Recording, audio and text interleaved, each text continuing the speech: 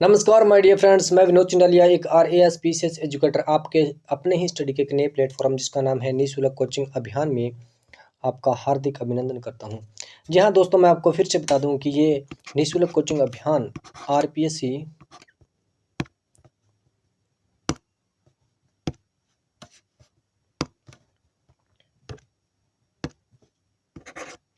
RPSC की जो प्रत्येक वैकेंसीज की तैयारी निःशुल्क करवाने के उद्देश्य से इसकी शुरुआत जो है वो की गई है। अभी हाल फिलहाल में ही इसकी शुरुआत की गई है, तो माय डियर फ्रेंड्स, मैं आपसे रिक्वेस्ट करूंगा कि इसके बारे में प्रत्येक स्टूडेंट तक बताएं ताकि इसका प्रत्येक स्टूडेंट्स को लाभ मिले। चलिए हम बात करते हैं राजस्थान के भौतिक प्रदेशों की। तो भौतिक प्रदेशों के बारे में अपने पढ़ चुके हैं पहले पार्ट के अंदर। राजस्थान का जो पश्चिमी भूस्थलीय प्रदेश है उसके बारे में आज हम बात करेंगे। अरावली की पहाड़ियों के बारे में, क्योंकि राजस्थान के भौतिक प्रदेशों को 4 भागों के अंदर विभाजित किया गया है। वो 4 भाग कौन कौन से, मैं आपको फिर से बता दूं कि पहला जो है वो पश्चिमी मरुस्थलीय प्रदेश है, दूसरा अरावली की पहाड़ियाँ, और तीसरा जो है पूर्वी मैदान है, और चौथा जो है मेरे पास दक्षिणी पूर्वी पठारी प्रदेश है। इन सभी के बारे में पहले हम मैपिंग जो है वो कर चुके हैं। मैंने आपको अच्छे से मैप के अंदर इनको बताया है। अगर आपने वो वीडियो नहीं देखा है तो आप प्ले लिस्ट में जाकर उस वीडियो को देख सकते हैं। तो चलिए हम बात करते हैं अरावली की पहाड़ियों की। देखो, अरावली की पहाड़ियों की अगर बात करें तो अरावली की पहाड़ियाँ भी 3 भागों के अंदर विभाजित की गई है। जैसे राजस्थान के अंदर हम देखते हैं तो इस प्रकार से जो है वो अरावली है, ठीक है। यहाँ पर जो है वो क्या है, झुंझुनू है। क्या है? झुंझुनू। और यहाँ पे सिरोही और उदयपुर, ठीक है। अब देखो, झुंझुनू राजस्थान में झुंझुनू और सीकर यहाँ से लेकर सिरोही तक जो है अरावली का विस्तार है। अगर मैं बात करूँ भारत के अंदर अरावली की कुल लंबाई कितनी है तो वो है 692 किलोमीटर। और अगर बात करें राजस्थान की तो राजस्थान के अंदर अरावली जो है 550 किलोमीटर है। और कहाँ से कहाँ तक है? झुंझुनू से लेकर सिरोही तक है। यानी झुंझुनू का जो ये खेतड़ी जो क्षेत्र है वहाँ से लेकर सिरोही का खेड़ बरहा क्षेत्र तक राजस्थान के अंदर अरावली का विस्तार है। तो चलिए, इसके अंदर जितने भी कंटेंट है माय डियर फ्रेंड्स, परीक्षा की दृष्टि से काफ़ी इंपॉर्टेंट है। जितने भी क्वेश्चन, जितने भी कंटेंट जो परीक्षा में पहले पूछे गए हैं और आने की जो संभावना है, वो सारे के सारे कंटेंट इसके अंदर डाले गए हैं। चलिए, अगर अरावली की बात करें तो ये कितने भागों के अंदर विभाजित की गई है तो 3। कौन कौन से? दक्षिणी अरावली, मध्य अरावली और उत्तरी अरावली। क्वेश्चन अगर बेस पूछा जाए, भी बेसिक से आए, तो ऐसा भी पूछा जा सकता है कि अरावली का निम्न में से भाग नहीं है, दक्षिणी, मध्य और उत्तरी, और एक ऑप्शन दे दे कौन सा? पूर्वी। तो इस प्रकार से आप उसको रोम कर सकते हैं। यानी आपको अरावली के बारे में बेसिक से लेकर एडवांस तक भी पता होना चाहिए। तो चलिए, मैंने आपको बता चुका हूँ कि अरावली की जो कुल लंबाई है वो कितनी है? 692 किलोमीटर है। और अरावली का जो विस्तार है वो सिरोही जिले के खेड़ बरहान से लेकर, कहाँ से? सिरोही जिले के खेड़ बरहान से लेकर खेतड़ी जो झुंझुनू तक, झुंझुनू जिले के अंदर आता है, वहाँ तक राजस्थान के अंदर इसका कितना? 550 किलोमीटर विस्तार है, ठीक है। और वहीं मैं बात करूँ तो अरावली के अंदर जो मुख्य ज़िले कौन कौन से आते हैं तो अपने यहाँ पे सिरोही आ गया, उदयपुर आ गया, राजसमंद आ गया, फिर जयपुर अपने अजमेर आ गया, जयपुर आ गया, ठीक है, दौसा आ गया, अलवर आ गया, सीकर आ गया, झुंझुनू। ये कुछ ज़िले हैं जो अरावली के अंदर हैं, जहाँ पर जो अरावली का विस्तार है। तो हम बात करते हैं कि क्वेश्चन जो वो किस प्रकार से पूछा जा सकता है कि अरावली की जो सर्वाधिक ऊंचाई है वो कौन से क्षेत्र में है? तो सर्वाधिक ऊंचाई जो वाला क्षेत्र है वो सिरोही ही है, ठीक है माय डियर फ्रेंड्स। यानी सिरोही जो कि दक्षिणी अरावली के अंदर आता है, सबसे अगर सर्वाधिक ऊंचाई की बात करें तो सिरोही जो क्षेत्र है वहाँ पर अरावली की सर्वाधिक ऊंचाई है। और अगर मैं बात करूँ न्यूनतम ऊंचाई की तो जयपुर जिले के अंदर है। और वहीं बात करें अरावली का सर्वाधिक विस्तार, ऐसा कौन सा ज़िला है जहाँ पर अरावली सबसे ज़्यादा फैली हुई है? तो माय डियर फ्रेंड्स, उदयपुर जो ज़िला है जो उदयपुर जो ज़िला है वहाँ पर अरावली सबसे ज़्यादा फैली हुई है। और न्यूनतम विस्तार की बात करें तो अजमेर ज़िले के अंदर, क्या? न्यूनतम विस्तार की बात करें तो अजमेर ज़िले के अंदर अरावली सबसे कम विस्तार है किसके अंदर, अजमेर ज़िले के अंदर। और सबसे कम ऊंचाई की बात करें तो जयपुर जो ज़िला है वहाँ पर अरावली की सबसे न्यूनतम ऊंचाई है। ये चारों की चारों बातें आपको अच्छे से याद होनी चाहिए, क्वेश्चन किसी भी बेस से पूछा जा सकता है। चलिए, और एक यहाँ पे और बता दूं कि जो अरावली है, ये जो अरावली है, इधर वाली साइड में तो पश्चिमी मरुस्थल आ जाता है, ठीक है। और इधर वाली साइड में मेरे पास क्या आ जाता है, मैदानी प्रदेश आ जाते हैं, ठीक है। और मैदानी प्रदेश आ जाते हैं, और इधर वाली साइड में कौन सा, मरुस्थल प्रदेश। यानी जो अरावली है वो क्या है, मरुस्थल और गैर मरुस्थल। राजस्थान का क्या है, इधर तो कोई मरुस्थल नहीं है, ठीक है, इधर वाली साइड में मरुस्थल है। यानी अरावली जो है वो राजस्थान को मरुस्थल और गैर मरुस्थल के अंदर विभाजित का जो है कार्य करती है। दूसरा एक और मैं बता दूं कि जो अरावली को कुछ एक अपन जैसे अबुल फजल ने इसको क्या बोला है, ऊंट की गर्दन भी बोला है। और दूसरी बात ये कि अरावली जो है वो हमेशा राजपूताने के दुर्गों की रक्षा का एक बहुत ही बड़ा कवच बन के काम में आई है। चलिए नेक्स्ट चलते हैं अपने। जैसा कि मैं आपको बता चुका हूँ कि अरावली जो है राजस्थान में मरुस्थल और गैर मरुस्थल का विभाजन का काम करती है, और मरुस्थल के क्या प्रसार को भी अरावली जो है वो रोकती है, ठीक है। और राजपूताने के दुर्गों को अरावली जो है क्या है, सुरक्षा प्रदान करती है, ये भी बात मैं आपको बता चुका हूँ। और अबुल फजल ने इसको क्या है, ऊंट की गर्दन कहा। तो चलिए पढ़ते हैं। अरावली के 3 पार्ट है, दक्षिणी अरावली, मध्य अरावली और उत्तरी अरावली। अब दक्षिणी अरावली को अपने पढ़ते हैं भी, दक्षिणी अरावली में क्या विशेष है। देखो, दक्षिणी अरावली की बात करें तो इसको लगभग 2 भागों में अपने बांट के पढ़ सकते हैं, एक तो आबू खंड, दूसरा मेवाड़ वाला खंड, ठीक है। आबू खंड की बात करें तो ये सिरोही और जालौर वाला क्षेत्र आ जाता है, विशेष तौर से सिरोही वाला जो क्षेत्र आ जाता है। और गुरु सीकर जो है वो कहाँ पे है, आबू खंड के अंदर ही है। भाकर है, उड़िया का पठार है, और बेथुलित है, और नक्की झील है। आपको ये बात भी विशेष कई बार थोड़ा सा बेसिक क्वेश्चन पूछ लिया जाता है कि बेथुलित कहाँ है, नक्की झील कहाँ है, गुरु शिखर कहाँ है। तो आपको इतना बेसिक में भी आपको अच्छे से याद होना चाहिए। वहीं मेवाड़ की बात करें तो कुछ मेवाड़ के फेमस पठार हैं, जैसे बोराट का पठार, बोमट का पठार, लसाड़िया का पठार, मेसा का पठार, और ऊपर माल का पठार, जो क्या है मेवाड़ के फेमस पठार हैं। कुछ पहाड़ियों की बात करते हैं, जैसे गिरवा की पहाड़ियाँ, देशहारों की पहाड़ियाँ, कुकरा की पहाड़ियाँ, मानगढ़ की पहाड़ियाँ, जो कहाँ है, मेवाड़ में हैं। इनका अपने कहाँ और कितनी ऊंचाइयाँ किस प्रकार से है, आगे अच्छे से इसका अध्ययन करते हैं। तो चलिए नेक्स्ट।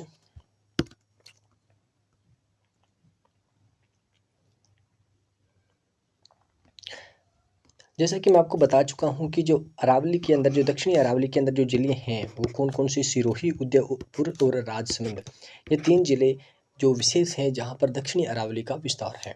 सबसे ज़्यादा अगर ऊंचाई की बात करूँ तो आपको मैंने बता चुका हूँ कि सिरोही जो क्षेत्र है, सिरोही जो जिला है, वहाँ पर अरावली सर्वाधिक ऊंचाई है वहाँ पर अरावली की।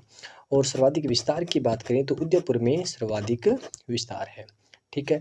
और आबू खंड जो सिरोही वाला जो क्षेत्र है वो समुद्र तल से लगभग कितना, 1200 मीटर ऊंचा है। क्या है, 1200 मीटर ऊंचा है। नेक्स्ट अपने बात करते हैं बेथुलित की। तो माय डियर फ्रेंड्स, मैं आपको बता चुका हूँ कि बेथुलित क्या है। बेथुलित मान लो ये अगर पृथ्वी है, यहाँ से अगर क्या है, ज्वालामुखी क्रिएट होती है, क्या ज्वालामुखी बनती है, तो इस प्रकार से अगर कोई गुबंदा आकार जो आकृति से कोई पर्वत का अगर निर्माण होता है, ठीक है, तो इसको क्या बोलते हैं, बेथुलित बोलते हैं। क्या बोलते हैं, बेथुलित बोलते हैं। चलिए, और वहीं मैं बात करूं, इस प्रकार से पर्वत से अगर यहाँ पे किसी झील का निर्माण हो जाए, क्या इस प्रकार से किसी झील का निर्माण हो जाए, जिस प्रकार से जो क्या नक्की झील है, नक्की झील जो है वो ज्वालामुखी प्रक्रिया द्वारा मतलब बनी है, जिसे क्या बोलते हैं, राजस्थान की ज्वालामुखी क्रिया द्वारा निर्मित एक करेक्टर झील का अगर उदाहरण पूछे तो कौन सा है, नक्की झील है।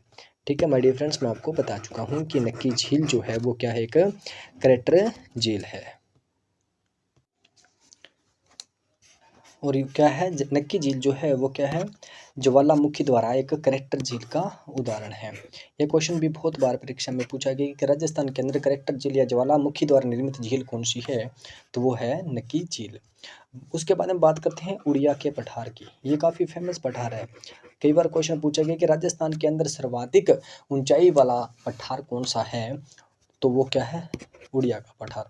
ये जो उड़िया का पठार है, ठीक है, इस उड़िया के पठार की जो खासियत क्या है कि ये सिरोही और जालोर वाले क्षेत्र के अंदर, ठीक है, और सिरोही और जालोर वाले क्षेत्र के अंदर है और सर्वाधिक ऊंचाई वाला पठार है। क्या सर्वाधिक ऊंचाई वाला पठार जो है वो कौन सा है, उड़िया का पठार है। और इसके लगभग ऊंचाई की बात करें तो कितनी 1760 जो मीटर है इसकी ऊंचाई है।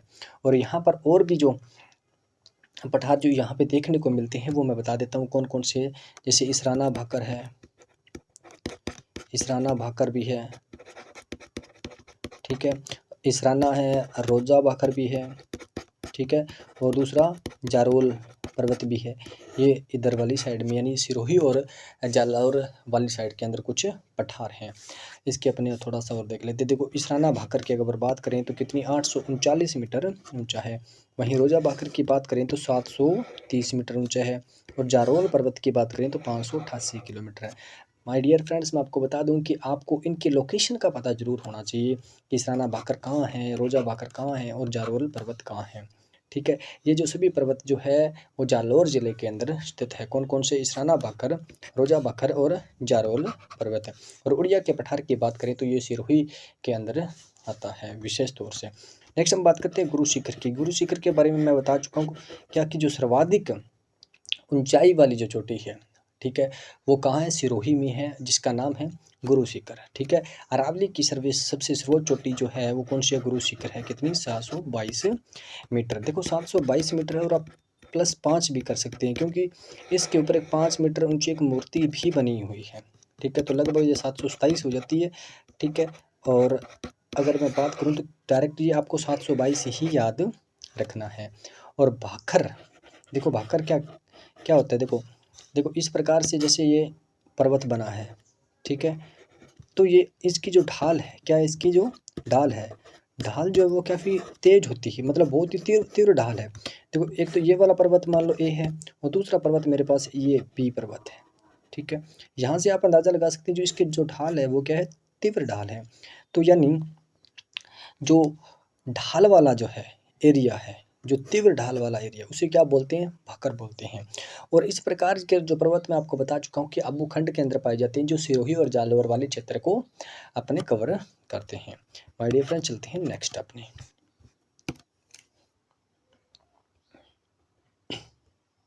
देखो मैंने आपके अंदर आबू खंड के बारे में जो जो बातें थी विशेष विशेष जो परीक्षा की दृष्टि से काफ़ी महत्वपूर्ण थी, आपको बता चुका हूँ। तो अब चलते हैं मेवाड़ यानी अरावली वाला जो क्षेत्र है वो क्यों फेमस है, ठीक है, उसके अंदर क्या क्या बातें अपने को नोट करनी है।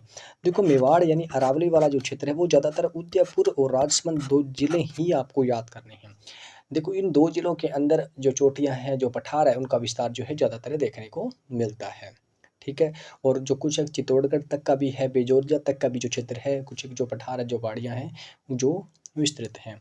हम बात करते हैं किसकी, सबसे पहले बात करते हैं बोराट का पठार। देखो बोराट का पठार आप जानते हो क्या, बोराट का पठार जो है गोगुंदा से लेकर क्या है, कुंभलगढ़ यानी राजसमंद तक इसका जो के मध्य जो फैला है। ये क्वेश्चन तो बहुत बार परीक्षा में पूछा गया कि बोराट का पठार का विस्तार है कहाँ से, गोगुंदा से लेकर, गोगुंदा की पहाड़ियों से लेकर कुंभलगढ़ की पहाड़ियों के मध्य जो पठार है वो बोराट का पठार जो है वो कहलाता है। और ये जो बोमट का पठार है ये काफ़ी फेमस है, भीलों के लिए जो फेमस जो पठार रहा है जिसे बोलते हैं बोमट, ठीक है। ये भील से ही बना है, भोम भीम, ठीक है, बोमट का पठार, ठीक है। अगर बोमट के पठार की बात करें तो इसका विस्तार कहाँ है, सिरोही है, उदयपुर, डूंगरपुर, बांसवाड़ा का ये एक सम्मिलित पठार है, ठीक है। और ये विशेष क्यों है, क्योंकि यहाँ पर गोविंद गिरी द्वारा डूंगरपुर में एक जो क्या है संत सभा की मतलब स्थापना की गई थी, कब, 1883 के अंदर। थोड़ा सा ये भी बोमट के पठार अगर पूछ ले कि गोविंद गिरी ने जो संत सभा की जो स्थापना की थी सिरोही में 1883 के अंदर, ठीक है, तो वो कौन सा पठार था, तो बोमट का पठार है। और गोविंद गिरी जो आप थे वो कहाँ के थे, वो डूंगरपुर के थे। नेक्स्ट हम बात करते हैं लसाड़िया का पठार। किसकी? लसाड़िया का पठार। नेक्स्ट मैं आपको थोड़ा सा मैप के अंदर इन सभी को बताऊंगा। चलिए अपन इसके बारे में थोड़ा सा पढ़ लेते हैं पहले कि लसाड़िया का पठार जो है कहाँ है? उदयपुर और राजसमंद। ठीक है, ये दो बातें आप याद रखना। कई बार डायरेक्ट जो परीक्षा के अंदर क्वेश्चन जो है पूछ लिया जाता है कि लसाड़िया का पठार। ठीक है, यहाँ पे कई बार क्वेश्चन इस प्रकार से पूछा जाता है कि इधर जो है वो पठार दे दिए जाते हैं। ठीक है, इधर तो क्या है? पठार दे दिए जाते हैं, और इधर वाली साइड में क्या दे दिए जाते हैं? उनके ज़िले दे दिए जाते हैं। क्या दे दिए जाते हैं? ज़िले दे दिए जाते हैं। और अपने को क्या इनको मिलान करना, तभी कौन सा पठार जो है वो कौन से ज़िले के अंदर है। तो लसाड़िया का पठार जो है वो कहाँ पे है? उदयपुर और राजसमंद के अंदर। ये बात आपको अच्छे से नोट करनी है। ठीक है, अब देखो लसाड़िया के पठार की थोड़ी सी बात करूँ तो ये लसाड़िया का पठार जो है वो सबसे जो उबड़ खाबड़ पठार की बात आ जाए, क्या सबसे उबड़ खाबड़, क्या उबड़ खाबड़ पठार है, उबड़ खाबड़ जो पठार है। ठीक है, अगर पूछ लिया जाए कि सबसे जो उबड़ खाबड़ जो पठार है वो कौन सा है, वो लसाड़िया का पठार है। और यहाँ पर जो कौन सी मेव जाति, क्या है? जो मेव जाति है वो यहाँ पर निवास होने के कारण इसे क्या बोलते हैं? मेवल भी बोलते हैं। क्या? लसाड़िया के पठार को मेवल भी बोलते हैं। क्या बोलते हैं? मेवल भी बोलते हैं। नेक्स्ट हम बात करते हैं मेसा का पठार। ठीक है, मेसा का पठार जो कहाँ है? चित्तौड़गढ़ में है, और टोपी नुमा पठार है। ठीक है, अब देखो इसी पठार पे एक विशेष बात ये है कि जो चित्तौड़गढ़ का जो दुर्ग है ना, चित्तौड़ दुर्ग, वो इस मेसा के पठार के ऊपर ही बना है।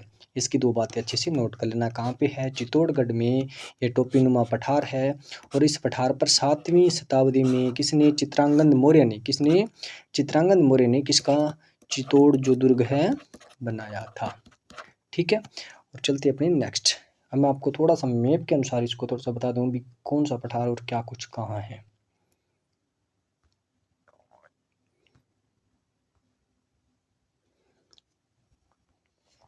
अब देखो मैं आपको बताया,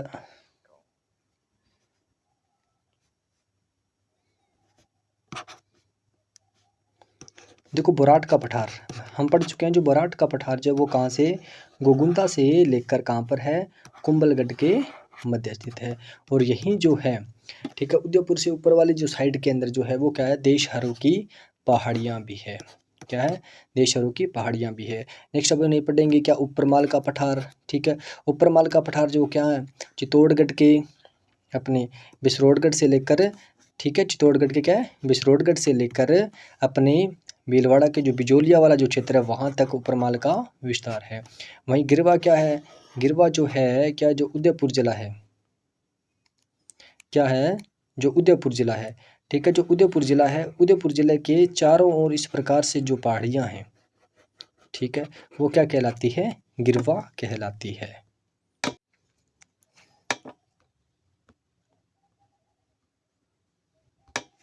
ठीक है, देखो ये उदयपुर है, उदयपुर के ये चारों ओर जो पहाड़ियाँ ना, ये क्या कहलाती है? गिरवा कहलाती है।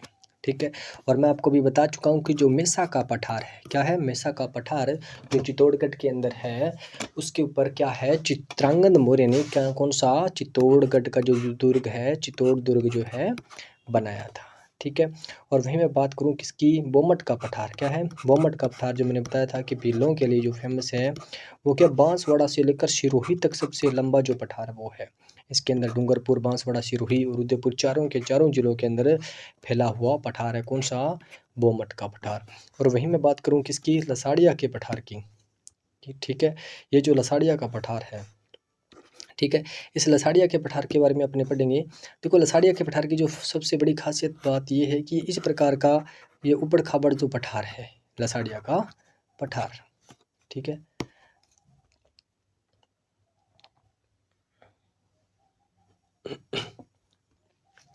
चलिए हम चलते हैं उपरमाल का पठार। मैं आपको बता चुका हूँ क्या? उपरमाल का जो पठार है वो कहाँ पे? चित्तौड़गढ़। ठीक है, चित्तौड़गढ़ से भीलवाड़ा का जो बिजोलिया है, ठीक है, चित्तौड़गढ़ से लेकर जो भीलवाड़ा का जो बिजोलिया क्षेत्र है, चित्तौड़गढ़ का कौन सा मैंने बताया था आपको? बिसरौड़गढ़। और भीलवाड़ा का कौन सा? बिजोलिया जो क्षेत्र है, वहाँ पर इसका विस्तार है। ठीक है, और एक बात सबसे फेमस ये है कि जो ऊपरमाल का जो पठार है वो सबसे क्या है, उपजाऊ पठार है। क्या सबसे उपजाऊ पठार है, सबसे उपजाऊ पठार है।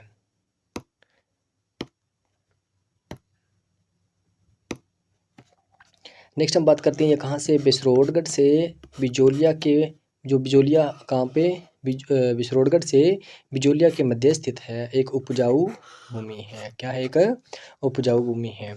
अब और ये क्यों फेमस है ऊपरमाल का पठार, क्योंकि जो बिजोलिया किसान आंदोलन हुआ था, ठीक है, वो यहीं इसी एरिया के अंदर हुआ था। कब, सबसे लंबा चलने वाला भारत का अगर किसान आंदोलन की बात करें तो वो कौन सा है, बिजोलिया का किसान आंदोलन है, ठीक है। और कब, 1897 में इसकी शुरुआत होती है, फिर 1921 वाले टर्म तक चलती है, ठीक है। उसके बाद में फिर सेकंड जो इसकी टर्म चलती है 1941 तक इसके जो चलती है, ठीक है। अब देशहरों की पहाड़ियाँ कहाँ, ये क्वेश्चन बहुत बार पूछा गया। देशहरों की पहाड़ियाँ कहाँ हैं, उदयपुर में है। और कहाँ पे, रागा और जरगा की जो पहाड़ियाँ हैं उनके बीच में एक क्षेत्र है। क्या, रागा और जरगा की पहाड़ियों के बीच में एक क्षेत्र है, वो सदैव क्या है, हरा भरा रहता है, इसलिए इसे बोलते हैं देशहरों, ठीक है। इस कारण इसको क्या बोलते हैं, देशहरों। देशहरों की बात आए तो कहाँ पे है, उदयपुर में, रागा और जरगा के पहाड़ियों के बीच। गिरवा के बारे में आपको बता चुका हूँ, क्या जो उदयपुर में है, ठीक है। उदयपुर, जैसे ये उदयपुर है, इसके चारों ओर जो इस प्रकार से जो पहाड़ियाँ हैं, ठीक है, वो क्या है, गिरवा कहलाती है। और गिरवा की जो सर्वोच्च चोटी है वो कौन सी है, सज्जनगढ़, जो कितनी है, 934 मीटर ऊंची है। और देखो ये कुकरा की पहाड़ियाँ, ये काफ़ी बार परीक्षा में क्वेश्चन आया हुआ कि कुकरा की पहाड़ियाँ जो है वो कहाँ हैं, ठीक है। तो वो कहाँ है, राजसमंद में है। अब देखो राजसमंद में मैं बता दूँ कहाँ से कहाँ तक है, जैसे ये अजमेर है, ठीक है। अजमेर का जो ये मेरवाड़ा जो क्षेत्र है और इधर जो राजसमंद है, ठीक है, यहाँ की जो पहाड़ियाँ हैं, ठीक है, वो क्या है, कुकरा की पहाड़ियाँ कहलाती है। कौन सी, कुकरा की पहाड़ियाँ कहलाती है। यानी जो मेरवाड़ा इधर अजमेर का और इधर जो मेवाड़ जो क्षेत्र है, ठीक है, इनके बीच में जो पहाड़ियाँ हैं वो क्या है, कुकरा की पहाड़ियाँ कहलाती है। चलिए नेक्स्ट चलते हैं। अब हम कुछ दर्रों की बात कर लेते हैं, क्योंकि परीक्षा के अंदर कई बार जो दर्रे भी है वो पूछी जाती हैं, ठीक है। अब बात करते हैं उदयपुर ज़िले की दर्रे, ठीक है। देवारी की नाल तो बहुत बार परीक्षा में पूछा कि देवारी की नाल कहाँ स्थित है, तो उदयपुर ज़िले के अंदर स्थित है, ठीक है। और इसी के बाद यहाँ जो ये फेमस क्यों है थोड़ी सी, और वैसे क्या इसके बारे में बता दूँ कि कहाँ से कहाँ तक है। देवारी का नाल जो है वो उदयपुर, क्या, उदयपुर और चित्तौड़गढ़, उदयपुर और चित्तौड़गढ़ के मध्य जो मार्ग बनाती है वो कौन सा, तिवारी की नाल ही बनाती है। और यहीं पर क्या, राज सिंह ने 1674 में एक मुख्य बावड़ी व देबारी प्रकोटा, ठीक है, देबारी जो प्रकोटा का निर्माण करवाया था, ठीक है। और इससे अगर किसी हाईवे की बात कर ले तो नेशनल हाईवे 27 जो अब कितना है, 76 है, वो यहाँ से गुजरता है। नेक्स्ट देखो हाथी दर्रा, ये तो याद कर लेना भी हाथी दर्रा कहाँ है। हाथी दर्रा की बात करें जो उदयपुर है, क्या है, उदयपुर है। और इधर जो सिरोही है, सिरोही का कौन सा, पिंडवाड़ा जो क्षेत्र है, इनके बीच में मार्ग का जो काम करता है वो कौन, हाथी दर्रा ही काम करती है। उदयपुर से सिरोही के बीच में मार्ग बनाती है कौन, हाथी दर्रा। देखो उसके बाद में बात करते हैं अपने फुलवारी की नाल।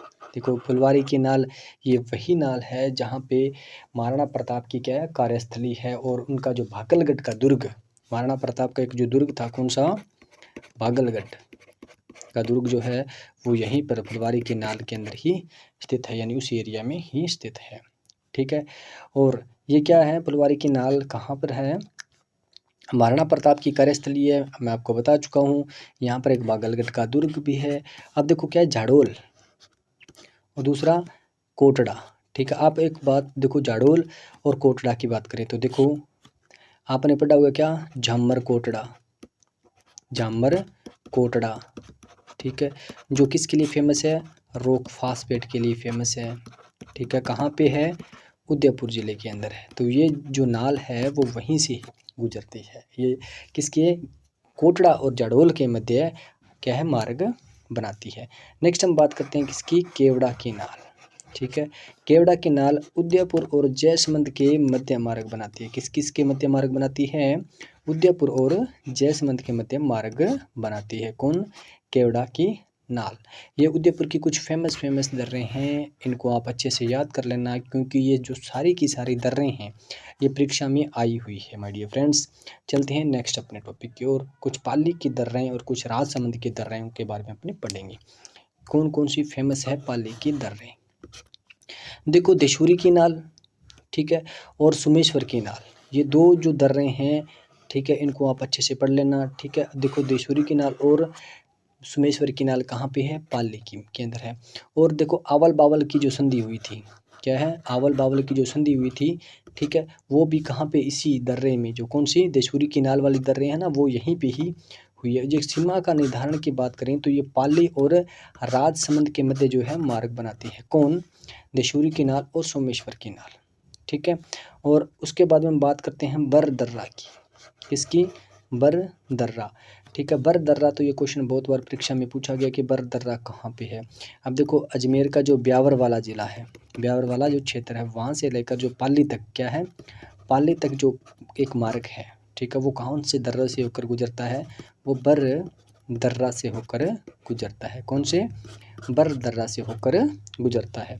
अब राजसमंद की कुछ दर्रों के बारे में बात करें तो कमली घाट और गोरम घाट, ये तो दो फेमस हैं। कौन कौन सी? कमली घाट और गोरम घाट। अब देखो, आपको मैं एक बात बता दूं, क्या कि मारवाड़ जंक्शन की बात आ जाए, क्योंकि मारवाड़ जंक्शन, क्या मारवाड़ जंक्शन की बात कर आए तो कहाँ है? पाली में है। ठीक है, और ये पाली ही है लास्ट जिला जो मारवाड़ का। उसके बाद में अरावली शुरू हो जाती है और उसके बाद जो दूसरा जो क्षेत्र है वो शुरू हो जाता है। ठीक है, अब जो कमली घाट व गोरम घाट क्या करते हैं? जो मारवाड़ जंक्शन से राजसमंद के मध्य जो मार्ग बनाने का जो काम करता है वो कौन करता है? कमली घाट और गोरम घाट दोनों ही करते हैं। दो दर्राएं हैं अलग अलग, जहाँ से मारवाड़ जो पाली है, इधर से भी एक दर्रा है जो इधर जाती है। ठीक है, तो यानी मारवाड़, यानी जो पाली वाला जो क्षेत्र है, मारवाड़ जंक्शन से राजसमंद के मध्य जो मार्ग बनाने का जो काम करती है, कौन सी दर्रा करती है? तो कमली घाट व गोरम घाट करती है। और वहीं यहाँ जो राजसमंद से अगर मैं वापस इधर ब्यावर की तरफ जाता हूँ, क्या ब्यावर की तरफ जाता हूँ, तो मेरे पास जो कमली घाट जो दर्रा है, यहाँ पे जो कमली घाट दर्रा आती है। ठीक है, तो ये जो कमली घाट जो दर्रा है वो इधर राजसमंद से ब्यावर के मध्य भी मार्ग बनाने का काम करती है। आपको कमली घाट गोरम घाट के बारे में अच्छे से पता चल गया होगा। आपको इसको अच्छे से कौन सी लोकेशन कहाँ पे है ये आपको पता होना चाहिए। ये सारे के सारे कंटेंट जो है वो परीक्षा की दृष्टि से काफ़ी महत्वपूर्ण है माय डियर। नेक्स्ट हम बात करते हैं मध्य अरावली प्रदेश। ठीक है, और मध्य अरावली प्रदेश के अंदर जो जिला आता है वो विशेष तौर से कौन सा आता है? अजमेर ही आता है। ठीक है, देखो अजमेर की बात करते हैं तो अजमेर क्षेत्र को मैं आपको बता चुका हूँ, क्या मेरवाड़ा क्षेत्र भी बोलते हैं। क्या बोलते हैं? मेरवाड़ा। आपने पढ़ा होगा क्या? अजमेर मेरवाड़ा। ठीक है, जब अपने 1857 की क्रांति में आपने पढ़ा है कि अजमेर मेरवाड़ा। ठीक है, अजमेर के साथ मेरवाड़ा का संबंध है, क्योंकि मेरवाड़ा जो क्षेत्र है, जिस प्रकार से पश्चिमी मरुस्थलीय प्रदेश को क्या बोलते हैं? मारवाड़ बोलते हैं। क्या बोलते हैं? मारवाड़ बोलते हैं। उसी प्रकार से अजमेर वाले क्षेत्र को मेरवाड़ा बोलते हैं। क्यों बोलते हैं? क्योंकि यहाँ पर पहले मेर जनजाति जो थी, मेर जाति जो थी, वो अजमेर टोंक वाले ज़िले में, क्या है? अजमेर और टोंक वाले ज़िले के अंदर कौन? मेर जाति जो है वो निवास करती थी। उसी कारण जो ये मेरवाड़ा प्रदेश कहलाया। अजमेर टोंक में मेर जाति का निवास होने के कारण इस क्षेत्र को क्या? मेरवाड़ा कहा जाता है। ठीक है, और ये जो पहाड़ियाँ हैं उनको मेरवाड़ा की पहाड़ियाँ कहते हैं, ये आपको पता ही है। अब सबसे पहले बात करें मध्य अरावली की ऊंची चोटी की, तो वो कौन सी है? टोडगढ़ है। कौन सी है? टोडगढ़ है। ठीक है, वो कितनी? 933 मीटर ऊंची है। और पूछ ले कि मध्य अरावली की सर्वोच्च चोटी कौन सी है, तो वो कौन सी है? टोडगढ़ है। नेक्स्ट हम बात करते हैं नाग की पहाड़ियाँ। देखो, नाग की पहाड़ियाँ काफ़ी फेमस है, क्योंकि नाग की पहाड़ियों से ही लूनी नदी का उद्गम स्थल होता है, जो कहाँ पे? अजमेर में। अजमेर, देखो ये अगर अजमेर शहर है, क्या है? अजमेर शहर है। ठीक है, तो अजमेर शहर के के ऊपर इस प्रकार से सर्पिलाकार जो, ठीक है, पहाड़ियाँ हैं, तो उसे, और इनका जो, उन्हें क्या बोलते हैं? नाग की तरह जो सर्पिलाकार पहाड़ियाँ हैं, इसलिए इसको क्या बोलते हैं? नाग पर्वत भी बोलते हैं। ठीक है। और नाग पर्वत, इसकी जो सर्वोच्च चोटी है वो क्या नाग पर्वत है, वो कितनी है 795 मीटर है। ये बात अच्छे से याद रख लेना, 795 मीटर। और नाग की पहाड़ियाँ या नाग पर्वत कहाँ है, अजमेर ज़िले में है। ये बात अच्छे से नोट कर लेना। नेक्स्ट हम बात करते हैं तारागढ़ की। ठीक है, आप जानते हो भी तारागढ़ भी फेमस है, अजमेर ज़िले में है। इसे गढ़बिठली दुर्ग के नाम से भी जाना जाता है। ठीक है, और यहीं तारागढ़ की बात करें तो अजय राज ने 1113 के अंदर क्या है अजमेर दुर्ग को बसाया था। सन 1113 में अजय राज ने इसमें बिठली की पहाड़ी पर, अगर गढ़ बिठली की बात करें तो बिठली की पहाड़ी पर क्या है अजमेर दुर्ग को बसाया था। ठीक है, और तारागढ़ क्यों कहते हैं इसको, इसके पीछे क्या रीज़न है वो मैं आपको बता दूं कि पृथ्वीराज चौहान जो है, ठीक है, पृथ्वीराज चौहान द्वारा क्या है अपनी पत्नी जो है क्या है, उनकी पत्नी का क्या नाम था, ताराबाई।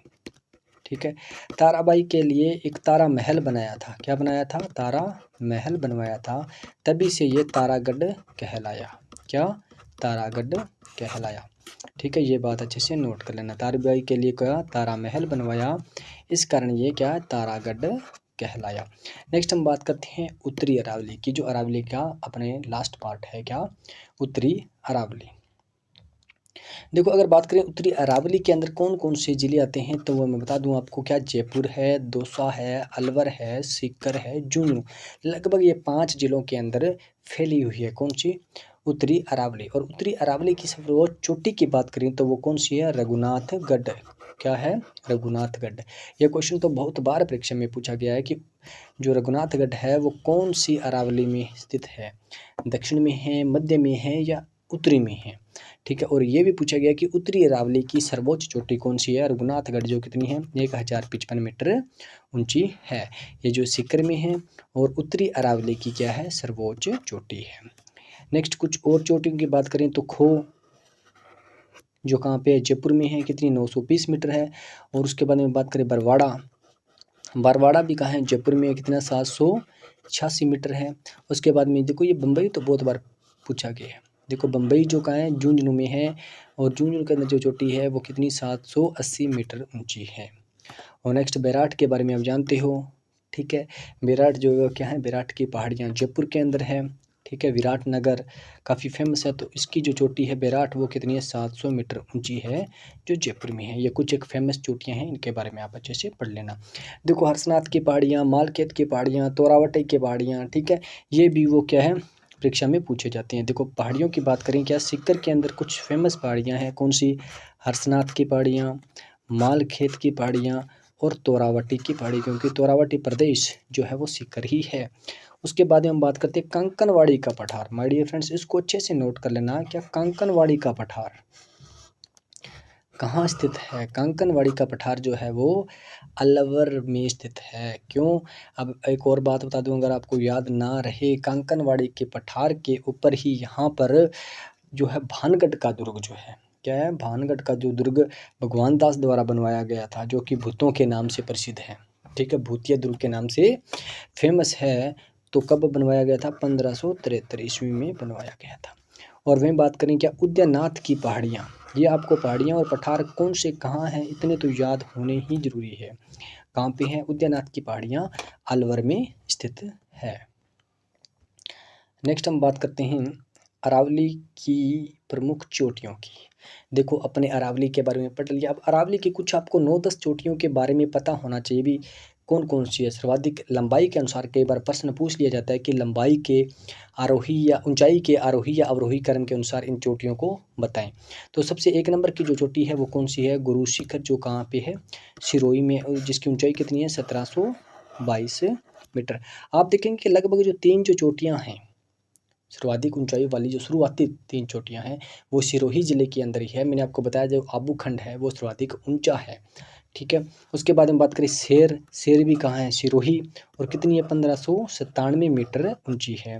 उसके बाद में दिलवाड़ा, ना याद रहे आपको पता है दिलवाड़ा का जैन मंदिर, ठीक है, कहाँ पे है, सिरोही में है, और इसकी ऊंचाई कितनी है 1442 मीटर है।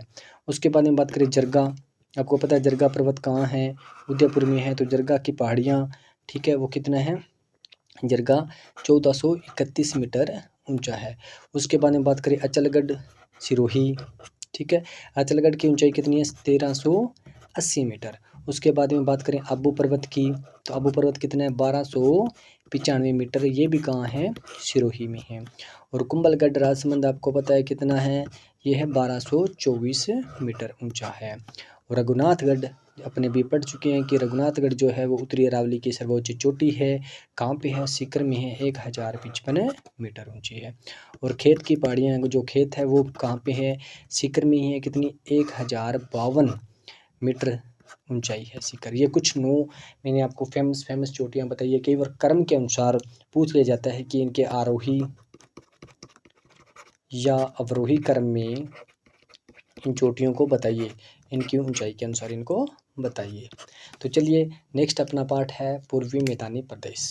क्या है, पूर्वी मैदानी प्रदेश। चलिए देखो, पूर्वी मैदानी प्रदेश की अगर बात करें तो यहाँ नदियों का संगम आपको देखने को मिलेगा, नदियों वाला क्षेत्र देखने को मिलेगा, मैदान देखने को मिलेंगे यहाँ पर, ठीक है। तो यहाँ पर इसको नदियों के दृष्टि से इसको 3 भागों में विभाजित किया गया। एक तो जहाँ पर माही नदी बहती है वो वाला क्षेत्र, ठीक है। दूसरा जहाँ चंबल नदी बहती है वो वाला क्षेत्र जिसे बोलते हैं चंबल बेसिन। और एक बनास और बाणगंगा जहाँ बहती है, ठीक है, वो वाला क्षेत्र। अपने इसके बारे में अच्छे से पढ़ेंगे। माही बेसिन की बात करें तो आपको पता है कि माही नदी जो है वो मध्य प्रदेश से निकलती है। क्या है, मध्य प्रदेश से निकलती है। और जैसे मैं आपको यहाँ पर राजस्थान का नीचे वाला ये एरिया है, यहाँ पर क्या आ जाता है बांसवाड़ा, और यहाँ पर क्या आ जाता है डूंगरपुर, ठीक है। तो यहाँ से एमपी से जो है माही नदी निकलती है और इधर बांसवाड़ा से इस प्रकार से वापस फिर गुजरात में आ जाती है। यानी 2 जिले कौन कौन से हैं, बांसवाड़ा, और दूसरा मेरे पास कौन सा है डूंगरपुर। इन 2 जिलों में बहती हुई माही नदी फिर वापस किधर है, गुजरात में चली जाती है, ठीक है। और माही नदी का जो बेसिन है, बेसिन की बात करें तो क्योंकि ये यहाँ जो प्रतापगढ़ वाला क्षेत्र है वहाँ तक माही नदी का जो क्षेत्र माना जाता है। कौन कौन सा, बांसवाड़ा, डूंगरपुर और प्रतापगढ़ जो है वो माही बेसिन के अंतर्गत आते हैं। देखो इसको व्याघ्र घाट क्यों कहा जाता है, देखो ये बात याद करना कि इस क्षेत्र को व्याघ्र घाट भी कहा जाता है क्योंकि यहाँ पर जो व्याघ्र यानी बगेरों की अधिकता होने के कारण इसे व्याघ्र घाट भी कहा जाता है। और ये जो क्षेत्र है वो क्या, वागड़ भी कहलाता है। क्या, वागड़, ठीक है, ओके। और अगर आ जाए वागड़ और दूसरा क्या आ जाए बागड़, बा, ठीक है, और एक आ जाए वाह, ठीक है। ये वाला जो क्षेत्र है वो क्या है, शेखावटी वाला क्षेत्र है, इसे बांगर भी बोलते हैं। ये जो क्षेत्र है वो क्या है, शेखावटी वाला। और वागड़ की बात करें तो नीचे जो मेवाड़ वाला जो क्षेत्र है, ठीक है, वो आ जाता है। अब देखो इसे वागड़ क्यों बोलते हैं, क्योंकि 1178 ईस्वी में मेवाड़ का राजा था कौन, सामंत सिंह ने वागड़ राज्य की स्थापना की थी, ठीक है, तभी से ये क्या वागड़ कहलाया। और उसके बाद में क्या कंडीशन हुई कि उसके बाद में उदय सिंह ने क्या, उदय सिंह ने इसको 2 भागों में बांट दिया, अपने अलग अलग इसको बांट दिया, दे दिया मतलब क्षेत्र। तो उसके बाद में एक तो जैसे माही नदी है, ठीक है, माही नदी मैंने आपको बताया था, ये देखो माही नदी है, ठीक है। इसके इधर वाला जो पूर्व वाला और दूसरा क्या पश्चिम वाला जो क्षेत्र है, ठीक है, ये तो कहलाया क्या बांसवाड़ा, ठीक है। और इधर वाला जो क्षेत्र है वो क्या कहलाया डूंगरपुर। 2 भागों में ये इसको बांट दिया गया, ठीक है। कब, किसने, उदय सिंह ने। देखो 1524 ईस्वी में महारावल उदय सिंह ने के समय जो वागड़ है वो 2 राज्यों के अंदर विभाजित हो गया। माही नदी के पूर्व में तो बांसवाड़ा वाला भाग आ गया और माही नदी के पश्चिम में डूंगरपुर वाला भाग आ गया। और यहीं आपको मैं बता दूं कि 56 के मैदान, क्या है 56 के मैदान भी क्या है फेमस है, जो कहाँ पे है बांसवाड़ा और कहाँ पे प्रतापगढ़ में है, जो क्या है काफ़ी उपजाऊ मैदान है, काफ़ी उपजाऊ मैदान है। अब देखो अगर आ जाए ना 56 की पहाड़ियाँ या 56 के पर्वत तो कहाँ है, बाड़मेर में है। और 56 के मैदान की बात आ जाए तो बांसवाड़ा प्रतापगढ़ क्षेत्र में है। चलिए नेक्स्ट चलते हैं। और आपको पता है इसी जो कंठल की एक आपने क्वेश्चन पढ़ा हुआ, क्या कंठल की गंगा किसको बोलते हैं, माही नदी को बोलते हैं। और कंठल क्षेत्र आपको पता है कहाँ है, प्रतापगढ़ जिले वाला जो क्षेत्र है, वागड़ वाला जो क्षेत्र है, ठीक है, वो कांटल के नाम से जाना जाता है। अगर आपको इतना सा पता है तो ऑब्वियसली बात आप बता सकते हैं कि कांटल की गंगा, क्योंकि वहाँ एक माही नदी ही बहती है, तो कांटल की गंगा भी कौन, माही नदी है। तो कांटल वाले एरिया की बात करें तो कहाँ, प्रतापगढ़ का जो एरिया है, प्रतापगढ़ का जो एरिया है वो कांटल नाम से जाना जाता है। नेक्स्ट हम बात करें बनास या बाणगंगा बेसिन की। ठीक है, जो इसके अंदर जो फैक्ट डालेंगे हैं वो परीक्षा की दृष्टि से काफ़ी महत्वपूर्ण फैक्ट है माय डियर फ्रेंड्स, इनको आपको अच्छे से याद कर लेना है। चलिए नेक्स्ट हम बात करते हैं बनास बाणगंगा बेसिन की। ठीक है, हम बात करते हैं क्या, पिडमांट क्या है, पिडमांट जो है वो कहाँ पे है, देवगढ़ राजसमंद में है। क्या है पिडमांट, पिडमांट की अगर मैं बात करूँ क्या है, बनास नदी जो है, ठीक है, बनास नदी द्वारा क्या है मेरे पास, मान लो ये बनास नदी है, ठीक है, ये बह रही है पहाड़ियों के अंदर से, ठीक है, तो जो पहाड़ियों द्वारा एक मैदान का जो निर्माण किया जाता है, ठीक है, जो पहाड़ियाँ जो बहकर जो नीचे चली जाती है साथ में इसके, तो धीरे धीरे ये मैदान का निर्माण हो जाता है। तो इस मैदान को ही क्या बोलते हैं, पिडमांट बोलते हैं। ये क्वेश्चन भी आया हुआ है परीक्षा में। ठीक है, आप नाम से देखो पिडमांट क्या होता है, पूछ लिया जाता है भी पिडमांट क्या है, कहाँ पाया जाता है, क्या है, या पिडमांट क्षेत्र कौन सा है, तो आपको अच्छे से बता देना। पिडमांट यानी बनास नदी से जो निर्मित मैदान है अवशिष्ट पहाड़ियों द्वारा, ठीक है, जो उसे क्या बोलते हैं, पिडमांट बोलते हैं। देखो खेराड़ की बात करें, क्या खेराड़, खेराड़ कहाँ है, जहाजपुर भीलवाड़ा, ठीक है, इनके और टोंक के मध्य स्थित है। ठीक है, एक क्या उबड़ खाबड़ भूमि है, क्या है, एक उबड़ खाबड़ भूमि को क्या बोलते हैं, खेराड़ बोलते हैं। क्या बोलते हैं, खेराड़। देखो मेवाड़ मैदान, आप इसको मैं बता चुका हूँ, मेवाड़ मैदान जो आपको पता है दक्षिण राजस्थान के अंदर जो मेवाड़ क्षेत्र आता है, ठीक है, उसे मेवाड़ मैदान कहते हैं। और काफ़ी फेमस क्यों है, क्योंकि यहाँ जो उपजाऊ क्षेत्र है और यहाँ जो मक्का उत्पादन के लिए जो मेवाड़ मैदान है, मक्का उत्पादन के लिए मेवाड़ मैदान जो है वो काफ़ी फेमस है। कौन कौन से क्षेत्र में आता है ये, चित्तौड़गढ़, भीलवाड़ा, उदयपुर और राजसमंद जिले के अंदर ये स्थित है। और सबसे बड़ी बात ये है कि ये मैदान जो है मक्का उत्पादन के लिए प्रसिद्ध है। नेक्स्ट हम चलते हैं चंबल नदी बेसिन की ओर। ठीक है, देखो चंबल नदी बेसिन, आपको पता है कि चंबल नदी जो है कहाँ से निकलती है, चंबल नदी जो है एमपी से निकलती है, मध्य प्रदेश से। ठीक है, और मध्य प्रदेश से निकलती है, उधर चित्तौड़गढ़ में प्रवेश करती है, ठीक है, राजस्थान के विसरोडगढ़ में, और इधर कोटा से होती हुई, ठीक है, ये बाद में कहाँ पर, यमुना में मिल जाती है।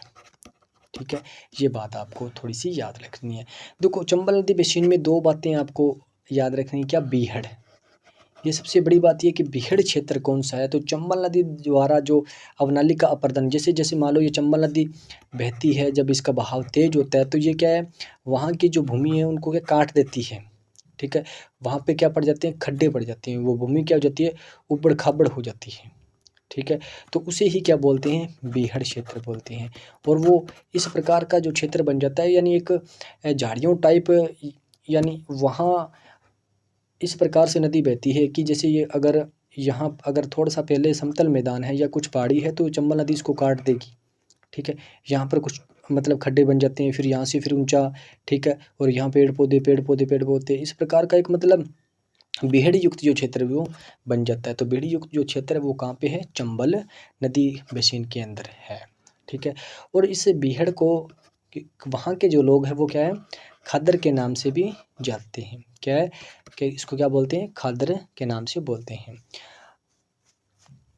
और एक मैं बता दूं, जब ये धौलपुर वाले ज़िले में प्रवेश करती है चंबल नदी, क्या है, धौलपुर वाले इधर प्रवेश करती है करौली वाले क्षेत्र में, ठीक है, तो वहाँ क्या है, जो पहाड़ी वाला क्षेत्र है वो क्या कहलाता है, डांग कहलाता है। क्या कहलाता है, डांग। आपको पता है कि डांग की रानी कौन, करौली। ठीक है, डांग की रानी कौन है, करौली है। ये बात भी आप अच्छे से नोट कर लेना। और सर्वाधिक बीहड़, ये क्वेश्चन पूछा गया है कि सर्वाधिक जो है बीहड़ क्षेत्र कहाँ पे है। सभी लोग क्या करते हैं, इधर कोटा वाले क्षेत्र को कन्वर्ट करते हैं। ठीक है, तो कोटा वाला क्षेत्र नहीं है माय डियर फ्रेंड्स, सर्वाधिक बीहड़ जो है वो धौलपुर में है। कहाँ पे है, धौलपुर में है। ये बात आप अच्छे से नोट कर लेना। ठीक है, नेक्स्ट चलते हैं, अपना लास्ट जो है वो दक्षिणी पूर्वी पठार। क्या है, दक्षिणी पूर्वी पठार। देखो दक्षिणी पूर्वी पठार जो है, मैंने बताया था कि राजस्थान को 4 भौतिक प्रदेशों के अंदर विभाजित किया गया है। ठीक है, उसके अंदर पहला जो है पश्चिमी मरुस्थलीय प्रदेश, उसके बाद में अरावली वाला क्षेत्र आता है, फिर पूर्वी मैदान आते हैं, उसके बाद के अंदर आता है दक्षिणी पूर्वी पठारी प्रदेश। इसके जो 3 फेमस जिले कौन कौन से, कोटा, बूंदी और झालावाड़ है। और इसके अंदर क्या फेमस है वो देख लो। देखो लावा का पठार, इसको अगर मैं 2 भागों में बांटूं तो क्या है, लावा का पठार। देखो इसे हाड़ौती का पठार क्यों कहा जाता है, इस लावा के पठार को, क्योंकि यहाँ पर क्या जो पहले हाड़ा राजवंश का क्षेत्र था। ठीक है, देखो कोई भी क्षेत्र है ना, वहाँ पे जो जाति है या वहाँ का जो राजा है, विशेष जाति का जो भी है, तो अगर वो थोड़े से लंबे टाइम के लिए रह जाता है तो वो उसी नाम से फेमस हो जाते हैं। ठीक है, क्योंकि हाड़ा राजवंश का ये क्षेत्राधिकार रहा है, तो इसे क्या हाड़ौती का पठार भी कहते हैं। अगर हाड़ौती पठार की बात आ जाए तो कहाँ है, दक्षिणी पूर्वी पठार में, यानी कोटा बूंदी ये जो वाले क्षेत्र के अंदर हाड़ौती का पठार है। नेक्स्ट हम बात करते हैं। देखो क्या था कि 1241 के अंदर जो देवा हाड़ा है, क्या है, देवा हाड़ा ने क्या बुंदा भील को हरा दिया था। बुंदा भील को क्या कर दिया, हरा दिया, और किसकी, बूंदी की स्थापना की। ये डायरेक्ट क्वेश्चन कई बार पूछ लिया जाता है कि बूंदी की स्थापना किसने की, तो देवा हाड़ा ने की। किसको, बुंदा भील को हरा दिया, और 1241 ईस्वी की बात है। नेक्स्ट हम बात करते हैं 1273 में, क्या है, पहले देवा हाड़ा ने किसको हराया, बुंदा भील को हराया, और जेता हाड़ा ने किसको हराया, कोटिया भील को हराया, और कोटिया भील को हराकर किसकी, कोटा की स्थापना कर दी। किसकी, कोटा की स्थापना कर दी। कोटा बूंदी के बारे में 2 फेमस बातें याद रखना। नेक्स्ट हम बात करते हैं विजयन कंगार की, जो विजयन क्षेत्र है उसकी बात करते हैं। ठीक है, अब देखो विजयन क्षेत्र की बात करें तो बूंदी की पहाड़ियाँ, ये काफ़ी फेमस है। क्या, बूंदी की पहाड़ियाँ। क्या है बूंदी की पहाड़ियाँ, पूछा जाता है कि कौन सी पहाड़ियाँ जो है अर्धचंद्राकार के रूप में जो पाई जाती है, तो वो कौन सी है, बूंदी की पहाड़ियाँ ही है, अर्धचंद्राकार पहाड़ियों के रूप में। ठीक है, और इसका जो सर्वोच्च शिखर की बात करें तो क्या है, सत्तूर है, 353 मीटर। कई बार ये भी क्वेश्चन पूछ लिया जाता है कि सत्तूर कहाँ है। सत्तूर जो एक पहाड़ी जो क्षेत्र है वो कहाँ है, तो कहाँ पे है, बूंदी में है। और इसका सर्वोच्च जो शिखर है किसकी, बूंदी की पहाड़ियों का, वो क्या है, सत्तूर, और इसकी ऊंचाई कितनी है, 353 मीटर है। ठीक है, और इसी पहाड़ी पर एक बात याद रखना, 4 दर्रे हैं। कितनी, 4 दर्रे हैं। ठीक है, 4 दर्रे कौन कौन सी है, एक तो है बूंदी दर्रा, ठीक है, दूसरी है क्या, रामगढ़ दर्रा, ठीक है, और एक है चेतावास दर्रा, ठीक है, और लास्ट है चौथी लाखेरी दर्रा। अब देखो लाखेरी की बात आ जाए तो आपने पढ़ा है कि लाखेरी बूंदी, ठीक है, और रामगढ़ भी पढ़ा है, रामगढ़, ठीक है, और बूंदी आ गया। चेतावास आपको थोड़ा सा याद रखना है, जो चेतावास दर्रा जो है वो कहाँ पे है, बूंदी के अंदर है। इस पहाड़ी पर 4 दर्रे हैं, कौन सी, बूंदी, रामगढ़, चेतावास और लाखेरी, जो मैं आपको बता चुका हूँ। नेक्स्ट हम बात करते हैं क्या, रामगढ़ की पहाड़ियाँ। रामगढ़ की पहाड़ियाँ जो है वो कहाँ पे है, बूंदी और बारां, इन दोनों जिलों के अंदर फैली हुई है। ये क्वेश्चन आता है कि कौन सी पहाड़ियाँ जो है वो घोड़े की नाल की तरह हैं। अगर बात आए अर्धचंद्राकार की तो बूंदी की पहाड़ियाँ, और घोड़े की नाल की बात आ जाए तो कौन सी है, रामगढ़ की पहाड़ियाँ जो है वो घोड़े की नाल की तरह हैं। ठीक है, नेक्स्ट हम बात करते हैं मुकंदरा हिल्स, यानी मुकंदरा की पहाड़ियाँ जो कोटा जिले के अंदर स्थित है। ठीक है, और इसका जो सर्वोच्च शिखर वो कौन सा है, चंदवाड़ी।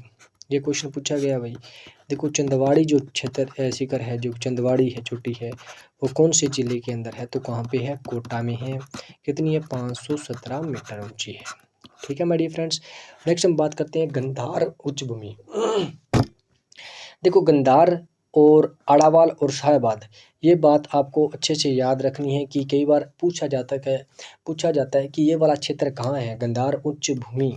गंधार उच्च भूमि जो है वो झालावाड़ क्षेत्र में है, और आड़ावल पहाड़ जो है वो कहाँ पे है, बूंदी वाले क्षेत्र में है, और शाहबाद उच्च भूमि जो क्षेत्र है वो कहाँ पे है, बारां जिले में है। कहाँ पे है, बारां जिले में है। और इसका एक थोड़ी सी बात बता दूं कि इसका एक शिखर है, कौन सा, काबा।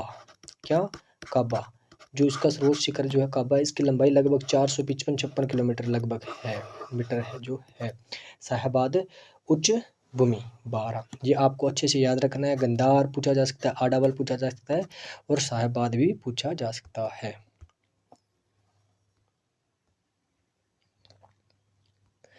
तो चलिए माय डियर फ्रेंड्स, जो है राजस्थान के भौतिक प्रदेश जो है वो अपने कंप्लीट होते हैं। पहले वीडियो के अंदर मैंने आपको पश्चिमी मरुस्थल के बारे में बता दिया गया, और अब जो बचे जो 3 जो पार्ट है वो इस वीडियो के अंदर कंप्लीट कर दिए गए। और मैं आपको बता दूं माय डियर फ्रेंड्स, ये जो जितने भी कंटेंट मैंने आपको बताए हैं वो परीक्षा में आए हुए हैं और परीक्षा की दृष्टि से महत्वपूर्ण है। आप इसको अच्छे से नोट्स बनाओ, कुछ भी बनाओ, और आपको PDF भी मिल जाएगी, ठीक है। और फिर से मैं बता दूं कि इस कंटेंट से बाहर क्वेश्चन तो बिल्कुल भी नहीं जाएगा। इतने कंटेंट अगर आपने अच्छे से पढ़ लिए हैं माय डियर फ्रेंड्स।